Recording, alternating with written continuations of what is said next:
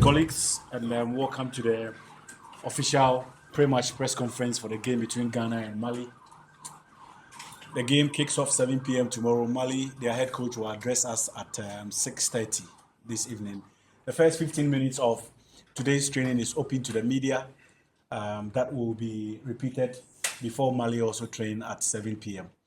I'll ask the coach to walk us through the activities of the team since we arrived from Chad, and then I'll open the floor for your questions. We will take 5 questions and we'll be done. You can ask your questions in any language, English or Chi, and the coach will respond appropriately. So, coach,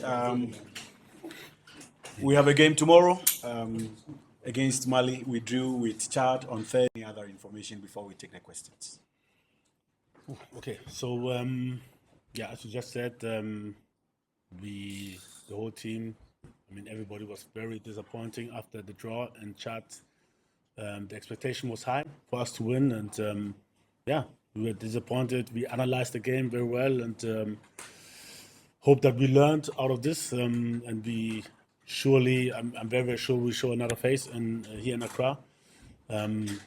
Surely it's easier to play at home with our spectators supporting us, pushing our last percentage out of the bodies of the players, but also to play in the evening on grass. I expect a different face of the players. I think, I hope that we learned out of the mistakes we did against Chad, and the good thing is at the end we still have it in our own hands. We have to keep the pace high. It will be very, very difficult against Mali. They're in a good shape. So, I'm looking forward for tomorrow. Okay, colleagues, by way of information, we have some suspensions ahead of tomorrow's game.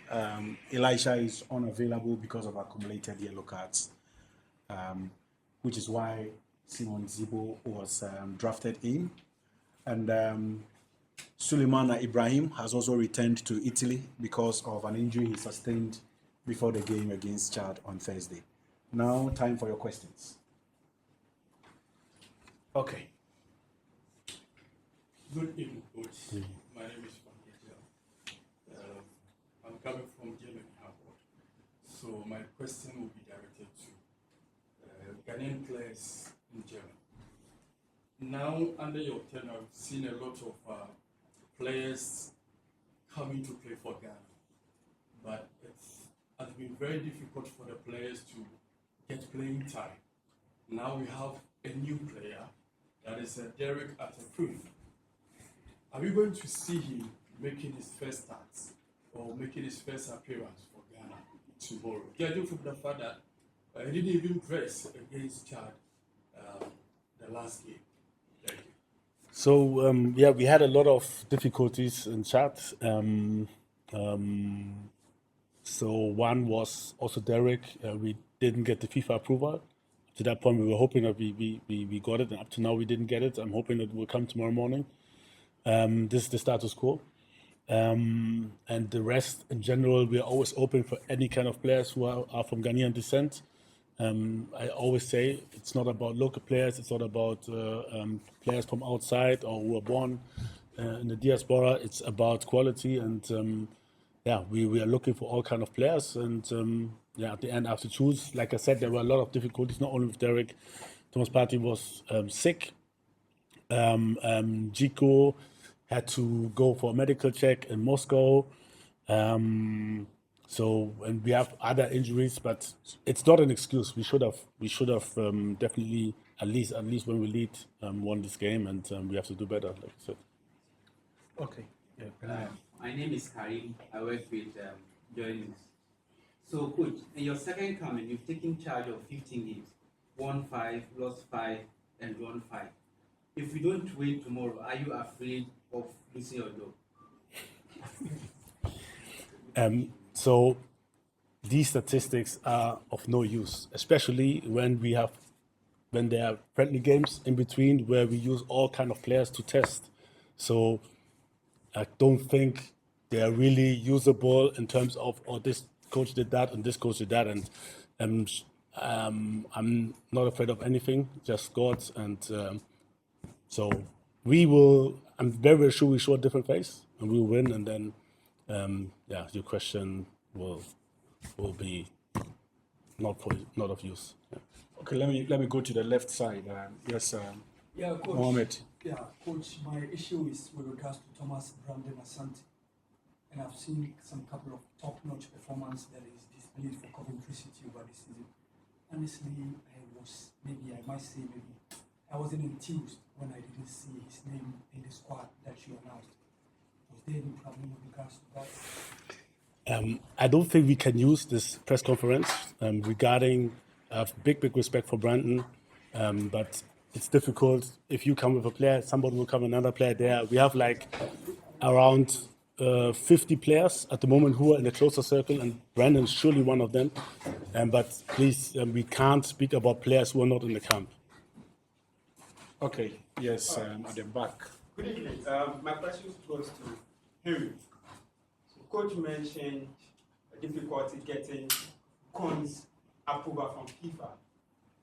Did the FA not have the approval before allowing the coach inviting the player over? Well, normally call-ups are done between the FA and the coach. Even before the announcement, we had discussions on Cone. We sent emails to FIFA. Whilst we were in charge, we were still in touch with FIFA. We spoke to them. Alex Asante is great on that job. We've been having conversations with FIFA on that front. Unfortunately, we did not tell FIFA when to approve certain decisions. It's not in our hands. They requested for documents. We made provision for all those documents to prove that he's a Ghanaian. And we sent it to FIFA, including his passport, his parents' approval. And that is what we are supposed to do. If we had not provided those documents, then we are at fault. But everything that is needed for an international switch, we made provision for those ones. And Cone is not the only player we have changed, who has switched nationality in recent times. There are countless of them. So we are just pushing until we cross that hurdle. But just as he said, we'll wait and see what happens tomorrow. Last question. Thank you. Okay, let me come in. Okay, all right, Akusia. Thank you very much, Coach.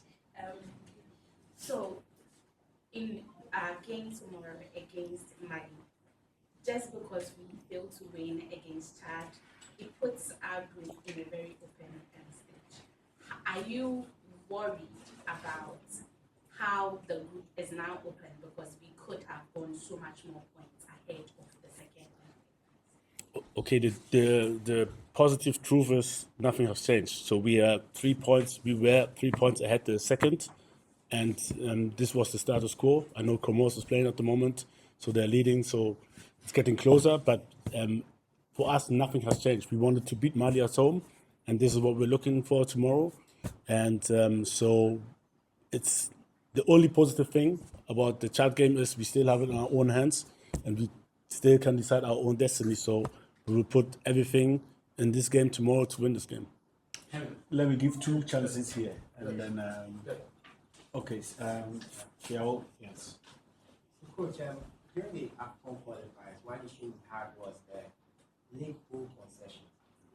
For it to happen against Chad again, do you think it's a setback from the progress we've made in the World Cup qualifiers, and what are we doing to get back on track in that respect? Like I said, the game is gone. There's nothing we can do about it. We have to learn as fast as possible. It's not always easy, because if we see these late goals, there are always different people are involved. And some of those players are not there.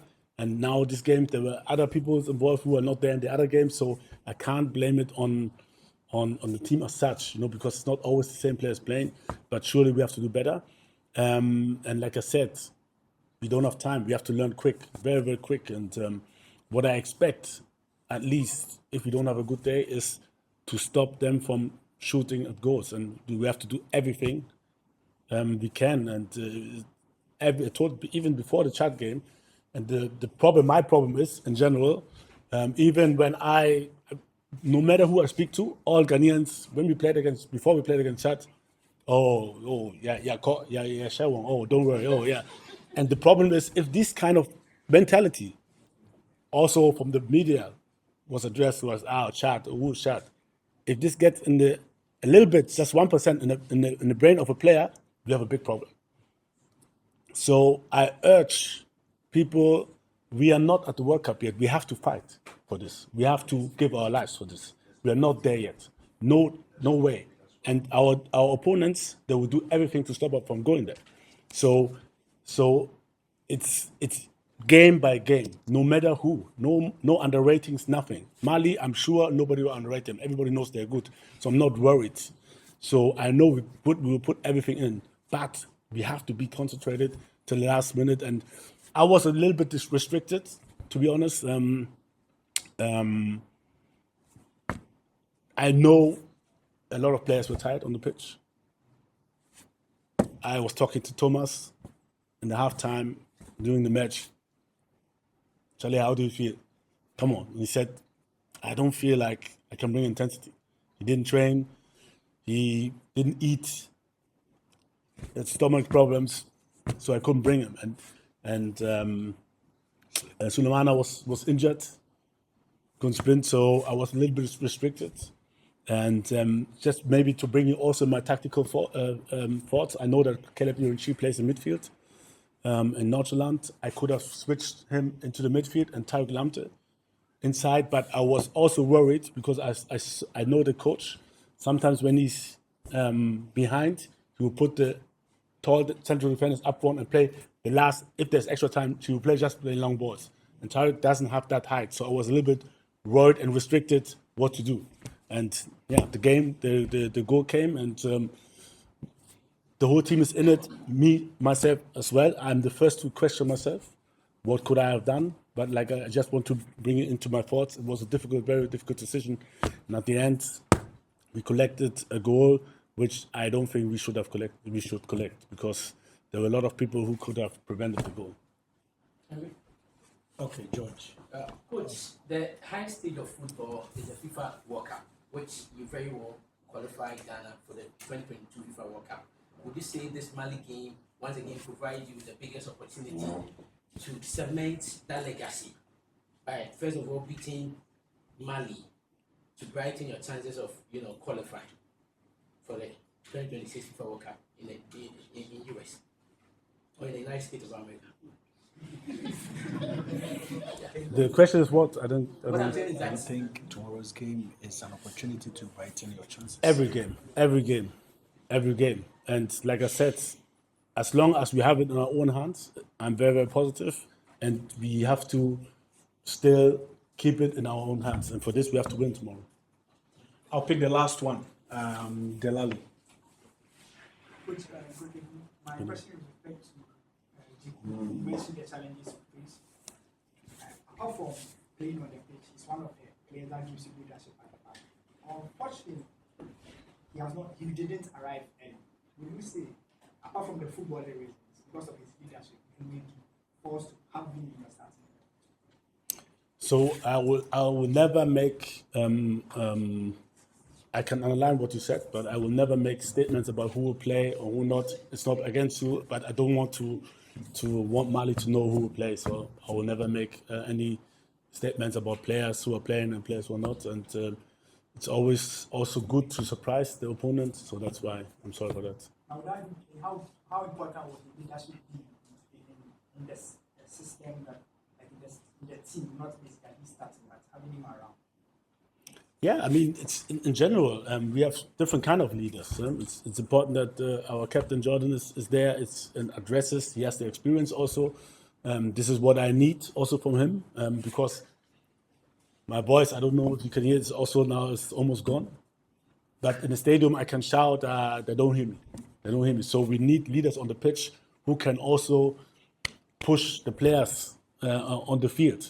In each and every action, especially when the last minutes arrive. And so it's always good to have a lot of leaders, like Jordan, like Thomas, like Jico on the pitch. And I hope we have our last training and I'll make the decisions and we see who will play. Okay, thank you so much, colleagues. The first 15 minutes of the training is open to the media. I mentioned earlier, the Mali coach will also speak to us at 6:30 and their first 15 minutes is open. Thank you.